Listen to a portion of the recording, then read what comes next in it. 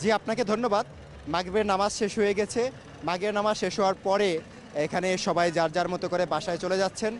শাহবাগ মোড়ে এই মুহূর্তে কেউ কেউ অবস্থান করছেন।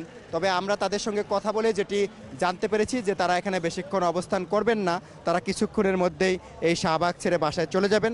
কারণ তারা তাদের চেইন অফ কমান্ড, নেতৃত্বের প্রতি, নেতৃত্বের নির্দেশনার প্রতি তারা শ্রদ্ধাশীল। এ কারণে তারা অল্প কিছুক্ষণের মধ্যেই শাহবাগ ছেড়ে চলে যাবেন।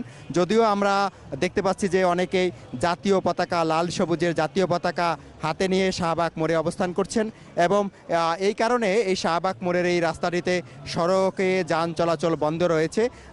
যদিও আমরা আশা করছি যে কিছুক্ষণের মধ্যেই হয়তোবা যান চলাচল শুরু হবে। আর আমি আপনার মাধ্যমে দর্শকদের একটি বিষয় জানিয়ে রাখি যে যদিও উত্তরা উত্তর স্টেশন থেকে মতিঝিল পর্যন্ত মেট্রো রেল চলাচল স্বাভাবিক রয়েছে, তবে ভিড় এড়ানোর জন্য ফার্মগেট, কারওয়ান বাজার, শাহবাগ এবং ঢাকা বিশ্ববিদ্যালয় এই চারটি স্টেশনে মেট্রো রেল থামছে না। এছাড়া বাকি স্টেশনগুলোতে মেট্রো রেল স্বাভাবিকভাবেই চলাচল করছে।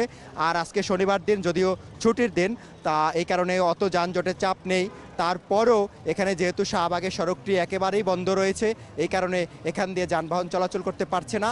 ট্রাফিক যানবাহন নিয়ন্ত্রণ করছে তারা বাংলা মোটর দিয়ে, অর্থাৎ ফার্মগেট থেকে শাহবাগমুখী যেসব যানবাহন আসছে সেগুলোকে তারা বাংলা মোটর থেকে মগবাজার এর দিকে ঘুরিয়ে দিচ্ছে।